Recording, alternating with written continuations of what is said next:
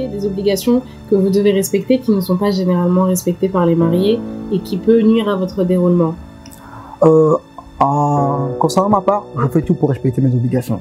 Par rapport aux mariés qui ne respectent pas vos conditions, et après ça peut engendrer des conséquences. Alors, c'est une question de communication. Ouais. Moi, je fais en sorte que je peux comprendre, je me mets à la place des mariés. Parfois, les mariés veulent respecter les conditions, mais comme ils sont un peu à l'ouest, c'est leur mariage, c'est le stress. Ouais. Parfois, ils oublient, ils ne le font pas exprès. Oui, donc, il faut vraiment se mettre à la place. Ils ne font pas exprès. Il faut juste les rappeler. Les rappeler au bon moment, c'est pas les rappeler une semaine avant le jour J, non.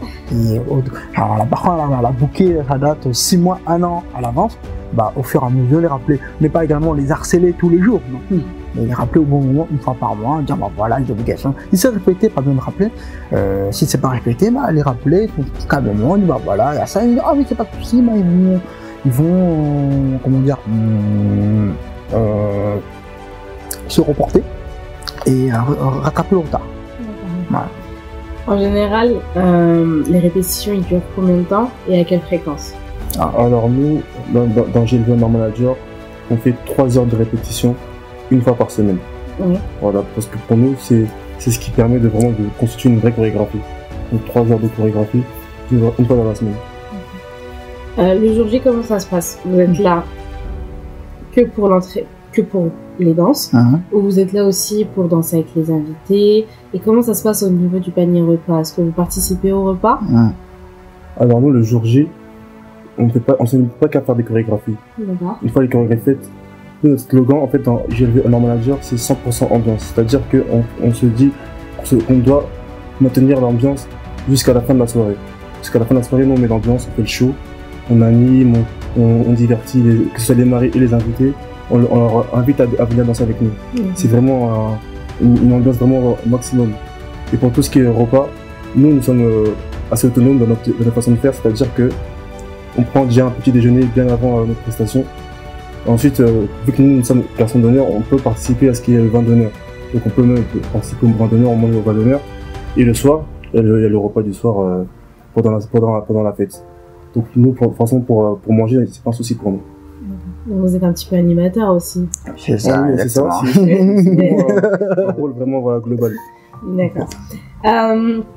Qu'est-ce qu'il ne faut pas oublier dans la gestion des tenues des demoiselles d'honneur, si on fait appel à vous, dans le transport, à l'hôtel? Est-ce que c'est compris dans la rémunération de votre prestation ou c'est quelque chose que vous proposez en plus? Alors c'est à part. Okay. C'est à part. Il faut pas du tout oublier que c'est très important au niveau de la gestion du tenue vestimentaire.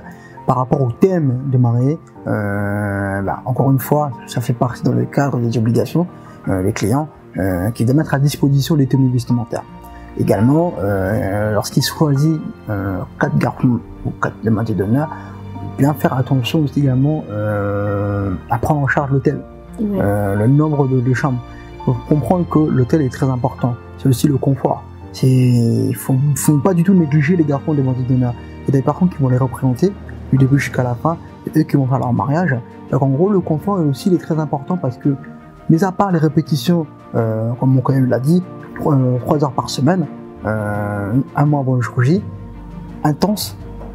L'hôtel, c'est également un moyen de souffler, de récupérer pour attaquer le jour J. Il faut savoir que les garçons d'honneur, demoiselles d'honneur, ils sont là toute la journée, du matin jusqu'au soir. Donc le confort, il est primordial. Et au niveau des transports aussi, parce que quand on prend les garçons et les demoiselles d'honneur, parfois ça arrive, le mari oublie, il y a un véhicule, est-ce qu'il y a la limousine, est-ce que ou pas. Ça dépend, c'est une question d'organisation. Il faut savoir est-ce que s'il y a la limousine, du coup ils seront transportés dans la limousine, ou alors s'il n'y a pas de limousine, dans ce cas-là il y a un véhicule, il faut qu'on s'arrange pour qu'il y ait chacun un véhicule par groupe, pour que les garçons d'honneur, les demoiselles d'honneur soient escortés à la mairie, à l'église, à la salle, au parc, dans tous les lieux qui est prévu le jour J. Oui. Voilà. C'est un peu logique. Avez-vous un book ou des vidéos pour montrer ce que vous faites aux futurs mariés? Oui. Vous prenez un exemple ou autre? Oui, il y a les réseaux sociaux, Instagram, Facebook, YouTube. Alors sur Instagram, c'est plus des extraits. Et l'intégralité se trouve sur ma chaîne YouTube. Il y a Facebook également. Après l'actualité au quotidien, Snap. Donc en gros, les gens peuvent également m'ajouter sur Snapchat, histoire de suivre le quotidien, et sur Instagram également. D'accord, ok. En fonction de quels critères établissez-vous la rémunération? Est-ce que type le nombre de chorégraphies, le type de chorégraphie, le nombre de personnes, le temps de répétition, est-ce que tout ça, ça joue dans la rémunération?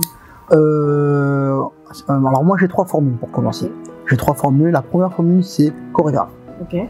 Alors, la formule chorégraphe, on vient chez le client, on fait une conception de chorégraphie, on donne les pas au client.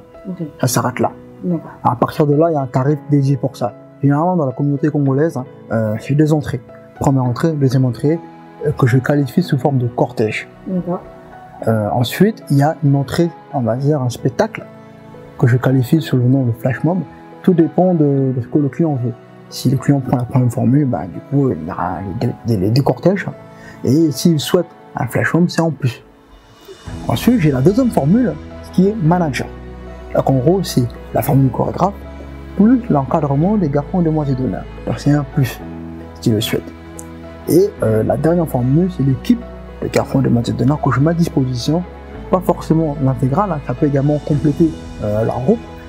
Encore une fois, tout dépend du nombre de personnes. C'est un devis personnalisé. Nombre de personnes, quel type de chorégraphie que le client souhaite. Est-ce que c'est un cortège ou est-ce que c'est un flash mob, etc. Généralement, dans un mariage, l'intégralité c'est 2 cortèges plus un flash mob, un spectacle. Maintenant, il peut arriver où le client dit non, moi je veux tout simplement des cortèges, ça s'arrête là. Donc en gros, la rémunération joue sur le nombre de personnes et sur le type de demande. Exactement. Ok. Dans l'idéal, pour que le jour J tout se passe très très bien, combien de temps avant faut-il mettre en place la chorégraphie? 1 mois à l'avance. 1 mois à l'avance? 1 mois à l'avance. Dans l'idéal, pour qu'il y ait une sorte d'automatisme. Oui. Donc en gros, quand on sait que le mariage est dans 1 mois, au niveau des répétitions, il faut que ce soit 1 mois à l'avance. Maintenant, si c'est pour bloquer une date, c'est autre chose. C'est en mois minimum 1 an. Pourquoi 1 an sans exagérer? C'est parce qu'en fait, en tant que prestataire de chorégraphie et d'encadrement, il est très important de planifier les dates de répétition.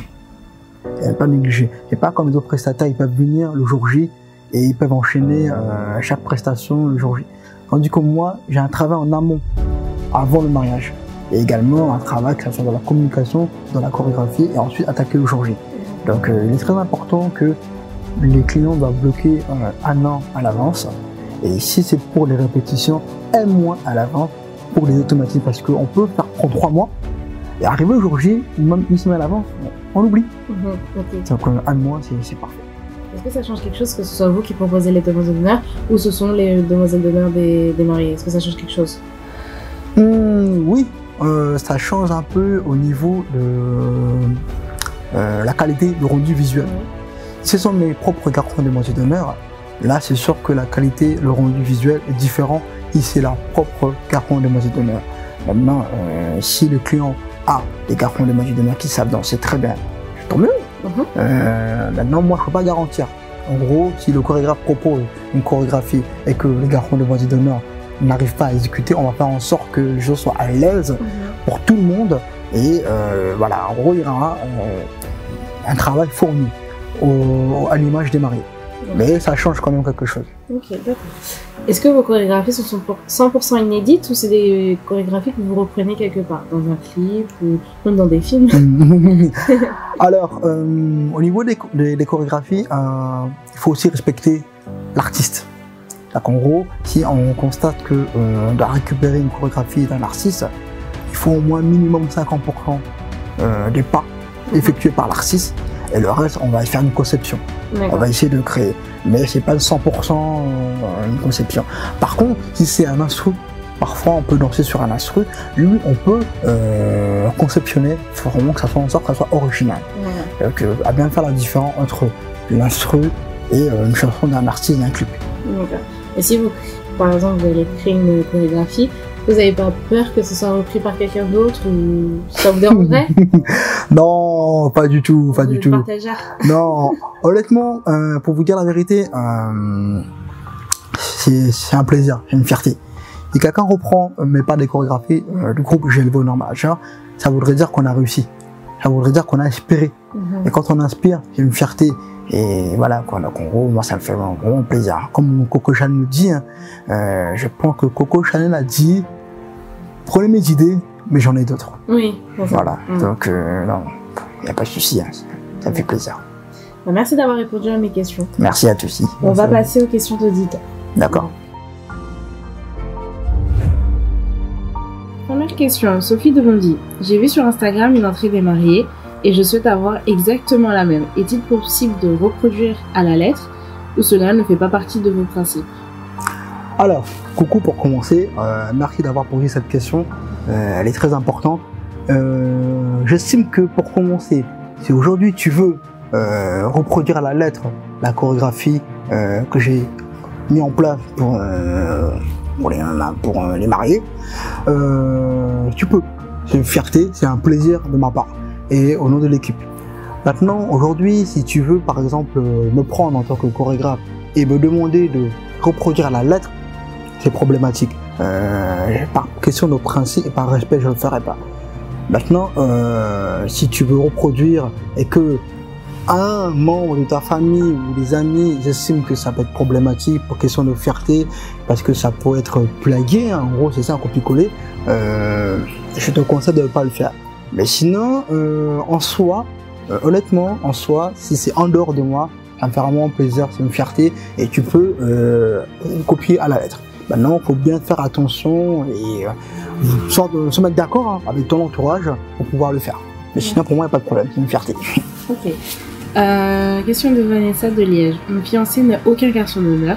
Est-il possible selon vous de faire l'ensemble de mon mariage uniquement avec des demoiselles d'honneur? Cela ne sera pas étonnant. Oui, alors, coucou la Belgique. Bien sûr, c'est possible. C'est possible. C'est votre mariage. Vous faites ce que vous voulez. Donc en gros, que vous mettez en place des demoiselles d'honneur, c'est possible. Que vous mettez en place des garçons d'honneur, c'est possible également. Il n'y a pas de protocole, il n'y a pas de règles spécifiques. Vous faites ce que vous voulez et bien sûr, c'est possible. D'accord. Merci d'avoir répondu à mes questions. Merci. Merci à vous. Qu'est-ce qu'on peut vous souhaiter dans un avenir proche ou dans un avenir lointain? À l'avenir, ce que l'équipe et ce que j'aimerais, c'est mettre en place, intervenir tout ce qui est soirée de gala. Puisque c'est vrai que dans ma spécialité, c'est tout ce qui est mariage. Donc on aimerait intervenir, exécuter les prestations dans une soirée de gala, anniversaire. Voilà, tout simplement. Bah, si vous voulez les contacter, je vous mets toutes les infos juste en dessous sur la barre. Et surtout, très très important, n'oubliez pas de vous abonner pour ne rater aucun épisode. Et on se retrouve très bientôt pour un prochain épisode. Au revoir. Du coup, au revoir. C'est la parole.